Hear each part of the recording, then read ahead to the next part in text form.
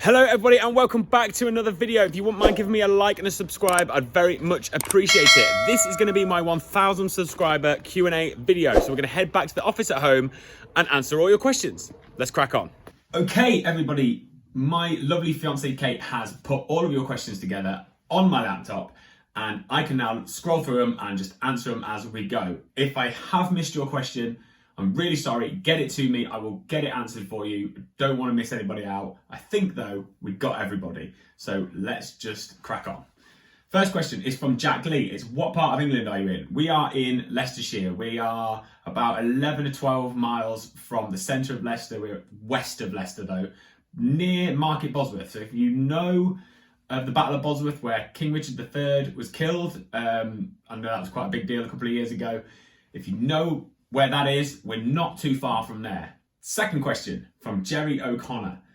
Do you own the farm or do you lease it? We actually own the farm. We're really lucky to own our farm. I know there's a lot of people who don't.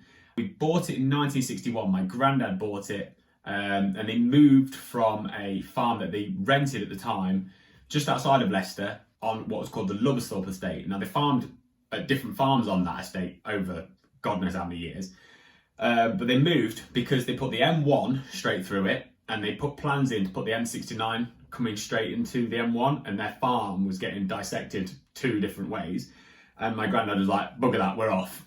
They went looking for farms and clubbed together apparently and bought what we've got now. And I've actually got a newspaper clipping in the bureau there of my granddad combining a field of oats on Christmas Eve where the Jaguar Land Rover garage is now on Narber Road. So if you don't know where that is practically the middle of Leicester. And before my granddad died, I took him on a drive around his old farm, whatever else, because the whole lot is now gone industrial or houses. They're currently building 4,500 houses on that farm. So it's probably a good job that we moved, or else we wouldn't have a farm anymore. Third question is from Player David. The history of your family farm and how many generations. So I've just answered quite a lot of that, of how we got to where we are right now. But I am the fourth generation. My dad is the third and my granddad is second, so on and so forth. And his dad was the first. I have a feeling we had some sort of dealing in butchery or cattle dealing or something like that. And that's how we got into farming. We sort of ended up with a few cows and then it progressed and we got to where we are right now. So yeah, I'm the fourth generation. Hopefully it will continue from there. But the history of the family farm, again, we bought it in 61 and we've never moved. We've never left. Kevin Sale, Kai Gill and Jerry O'Connor asked, how many acres do you have? We have about 450, of which we own about 400. And then there's 50 that one way or another is leased. There's a bit on an arable farm next door that we just have because that's right down by the brook and it's some meadowland that they can't arable farm. And then we have a bit up the village that is about 30 acres or something like that. That's again owned by an old lady and we farm that for years. Gav6320 asked, how many silage bales do you make per year? How many acres of grass do you have? Oh God, that's a good question. Silage bales per year, we make as many as we can. I don't really put a number on it. I think we normally do 1,000 to 1,200, something like that. But I'll make as many silage bales as I can because I want to just be able to feed my cows. I don't want to be worried that I'm going to run out of silage. But we do grass lay, permanent pasture and herbal lay silage. So we've got loads of different types of silage and we feed different things to different cows. And acres of grass, we have about 200 acres of permanent pasture grass, and then we have grass lays and herbal lays that are grown as part of the arable rotation. So I'd imagine that we're about 250, something like that. Will Tidy, Gav6320 and Kai Gill also asked, how many head of cattle do we have? We have 140 sucklers or thereabouts, and then all of their young stock are kept on the farm for fattening.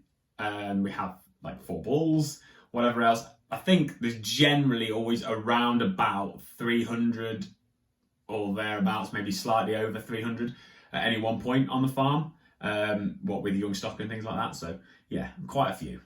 Richard Matthews asks, do you think your barren cows have been with any particular bull? So he's referring to a couple of videos ago, I spoke about scanning and we hadn't had a very good scanning.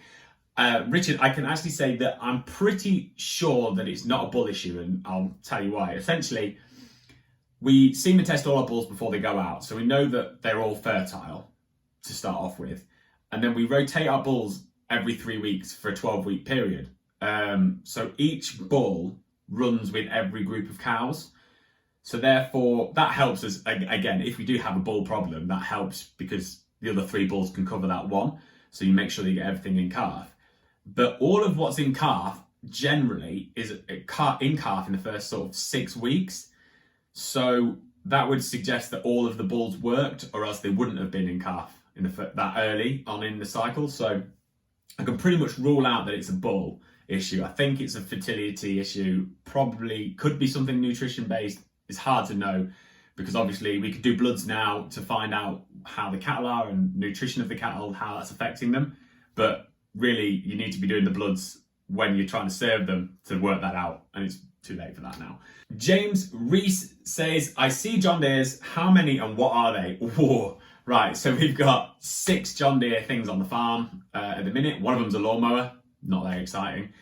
We've got the telehandler, which you've probably seen, 3200 John Deere. We've had that from new. That's a brilliant bit of kit. Love that thing. Wish they still made it. They don't. We have a 6410, which is the best tractor on the farm by far. It's done like 8,000 hours. Had that from new. Awesome bit of kit. We've got a 6620, which is all right. We bought that second hand off of our neighbour that actually borders us. So we know where it's been. We know the history of it. It's an okay tractor, that is. Pretty decent. And then we've got the 125R, which I don't like. It's forever breaking down. Does my head in. Yeah, not the best. We also have a John Deere combine, which is a 1450 WTS. We've had that since it was about 1 season old, something like that. We've had that for quite a long time now. So yeah, that's all our John Deere kit. Paul 3050 says, have you always run John Deere's and what did you run before them? I.e. makes, models. I see you have some old Fords. Did they used to be frontline tractors? Yes, my dad has done a little bit of homework on you, so I can tell you exactly what we've had in the past. We've not always ran John Deere's, but we've ran them for quite a while.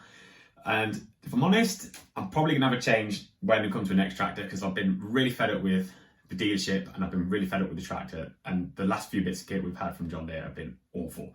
So might be having a change when it comes to swapping one, but I'll tell you what we've had. So combines, John Deere combines, we had a 530 followed by a 630, a 955, a 1065, and then we got the 1450 that we've got now. And tractors wise, John Deere tractors, we had a 2130 with a farm hand loader, an F12 farm hand loader. We've had a 2140, a 2140 with an SG2 cab, because the other two I've just mentioned had the square cabs. We had a 3040 and a 3140. We had the 3140 was 4-wheel drive apparently. They had SG2 cabs on, and then we had a 6400 which we sold when we bought the 125R, and we've got the 6410, 6620 and the 125. So yeah, there you are. We used to run Internationals and Fords. We had a 7840 Ford, which again was part of the deal when we sold the tractors to buy the 125. That was my tractor, that was my granddad's tractor before that. That was a cracking little bit of kit, to be fair, pulled like a train. We used to run some old Internationals, and we had a Leyland at one point, I remember that. The Fords that we've got in the shed are a 4600, which is a brilliant bit of kit that sits on the log split. But that used to be the main tractor. Used to do all the fertilizer spreading, spraying, carted bales. We used to do like 20,000 little square bales, and that did all the bale buggying thing. We got one of those Browns bale buggies.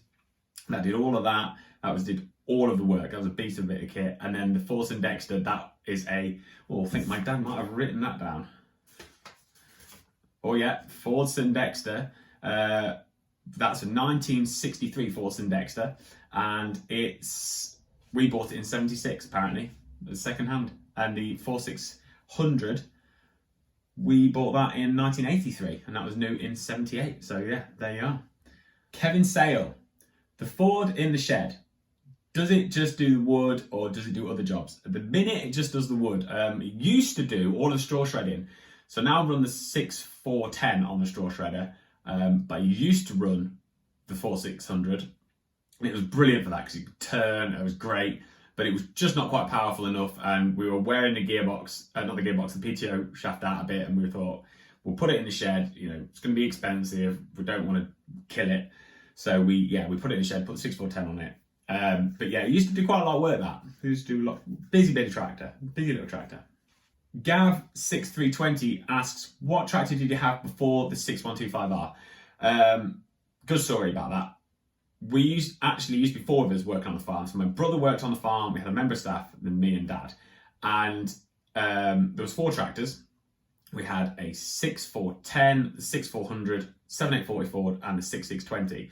My brother didn't really want to farm, and he's now works for Jaguar Land Rover.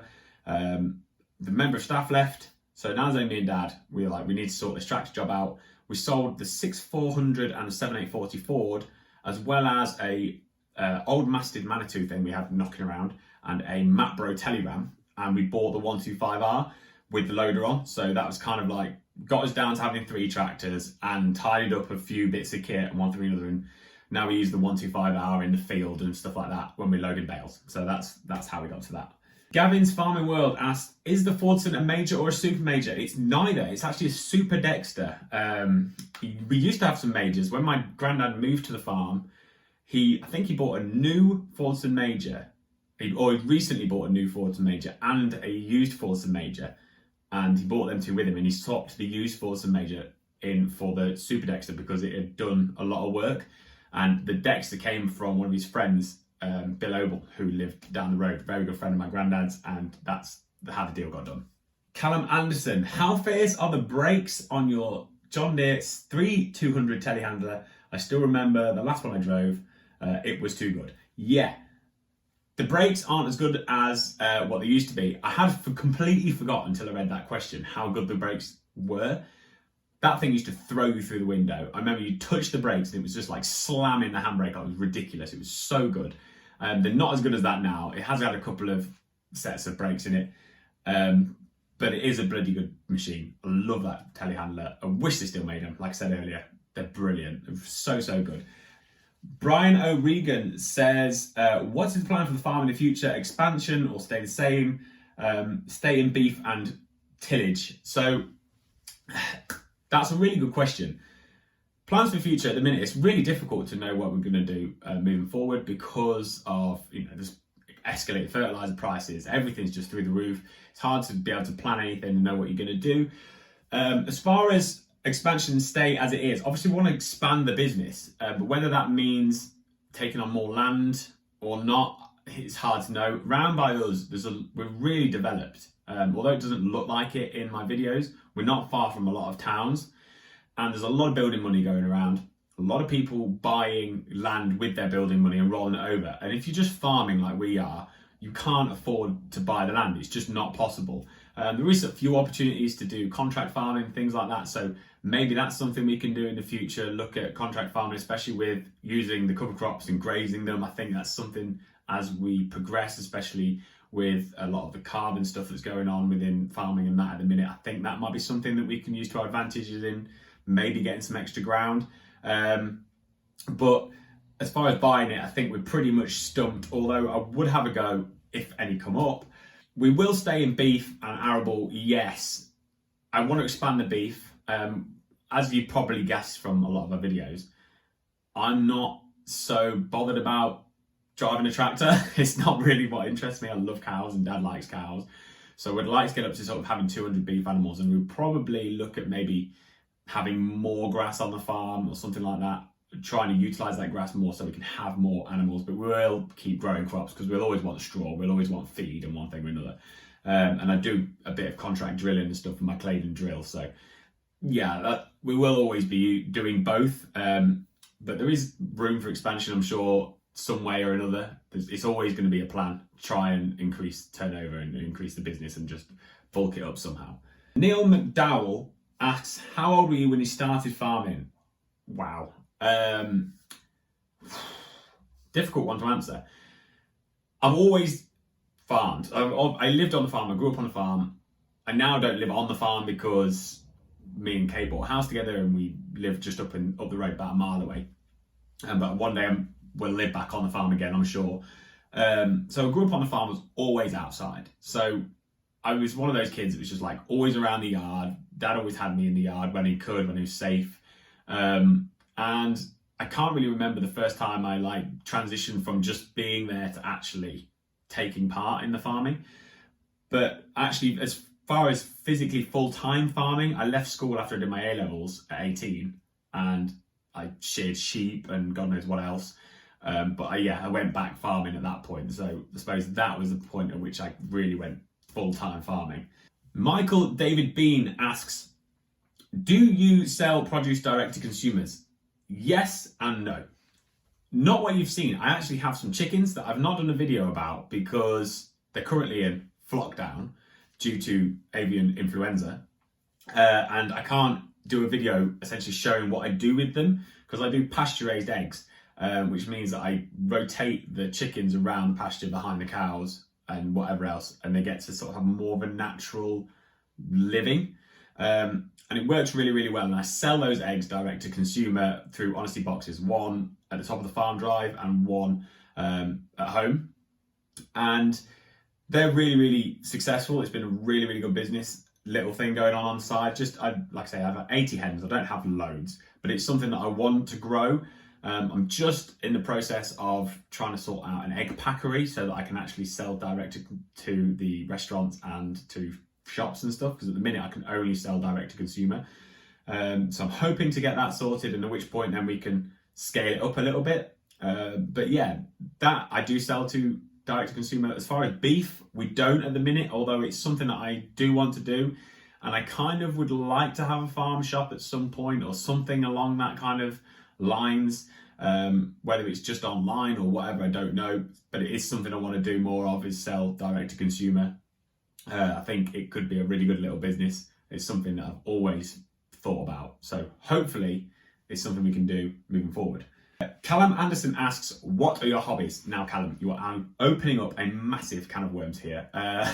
But thanks for asking. I think this is a really interesting question. So outside of farming, I do a lot of running. I do a lot of biking. And when I can, I do a lot of swimming because I like to compete in triathlons. And it's something that I want to do more of, and I'd like to be doing an Ironman and whatever else. I spend a lot of my time doing that.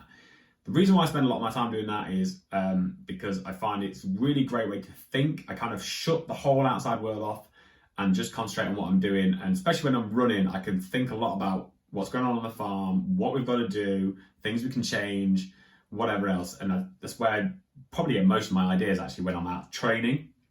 And I'd also, probably a good chance to do this, I'd like to do some charity work where I do some, extreme races, just some crazy things that people would be willing to put some money in, and we can try and raise some money for a farming charity, someone like Farming Community Network, something like that. I'm hoping, fingers crossed, to get into the London Marathon this year. I've entered the ballot, so I don't find out till February, so that'd be really cool. So yeah, if we can do that, if anyone's got any suggestions of any crazy races you want to see me do and you're willing to put some money into a farming charity, stick them in the comments because I'm mad keen to do something. I like to cook a lot. Me and Kate scratch cook pretty much all of our meals. We very rarely ever have a takeaway, so we love to cook. And I like to bake as well. I love to make bread. So that's stuff I like to do. And I also like to play the guitar. I'm a drummer. And I like to sing as well, but I have terrible stage fright. So whether you ever get to see me do that, I don't know. But maybe if you're lucky. Paul Alab asks, what's your favourite job to do on a farm? You know what? I don't think I have a favourite job.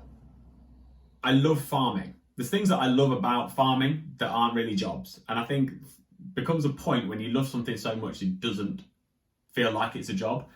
So for me, I really enjoy watching cattle grow. Something I just love doing, but I don't necessarily love feeding cattle. I just enjoy the process. And the same with plants. I love putting in plants and like utilizing the ground like we have with the cover crops. You put the plant in, you grow the cover crop, you utilize that cover crop to feed cows, and I just enjoy the process. So I don't think there's a job in particular that I love. There's probably plenty of jobs that I hate, but jobs that I love, I don't know if there is any. I just love the process of farming. I love it's different every day. I just think it's the best job in the world. Lewis Ratcliffe asks, What are your plans for 2022? Lewis is trying to catch me out here because Lewis knows, he's a good friend of ours, and Lewis knows some of the stuff that's going on the farm. And he's trying to catch me out because I'm going to do a video on what I think he's talking about in the future.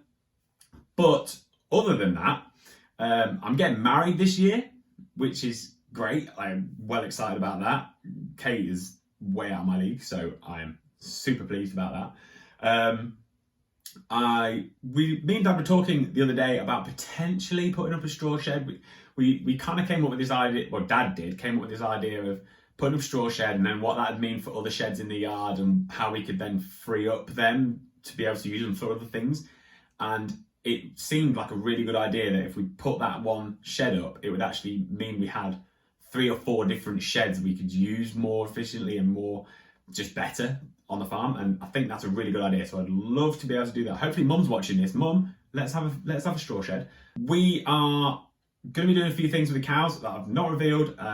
It has already happened, but you will be finding out very, very soon something we're doing with the cows, which is really, really good. I'm trying to get more from grass, more great, like produce more beef from grass, carry more cows. We're working with a guy called Jan Ledoux, who is our grass mentor. He's going to be helping us out big time with that.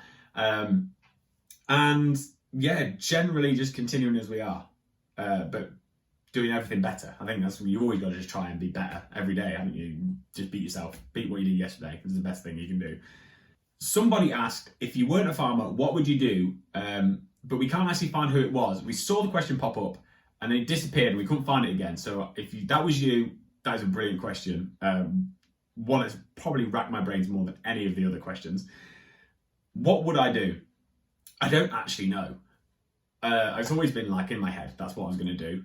But I suppose I'd probably do something manual. So I'd probably be perhaps a builder or something like that, cabinet maker, something along those lines, or maybe a groundsman or something like that, where I'm outside all the time. The other thing, obviously, I spoke about earlier, like I love training, I love sport. I've always competed in a lot of sport. So potentially I could have gone down that route and been like a sports therapist or a physio if I could have got the grades, but I was a bit thick, so maybe not. Or proper curveball, I love wildlife. Like really, really think wildlife, like truly wild wildlife, I think is awesome. And I would probably quite enjoy the idea of going to some of America's wilderness areas and being like a hunting outfitter or a guide or something like that, where I could just spend loads of times in the middle of nowhere where there's just no people and just proper truly wild animals and just get to experience that. I think that'd be so cool, whether that's even like a proper job or not. And that's it for another video. Thank you very much for watching and thank you for all of your questions. It really is great to see you all getting involved and commenting on all of my videos. If you ever have a question on any of the things that you see in any video that I do, please stick it in the comments. I'll always answer it. Don't ever feel embarrassed about it. It's always great to hear from you. Thank you very much again. I hope you enjoyed it. See you all soon. Bye.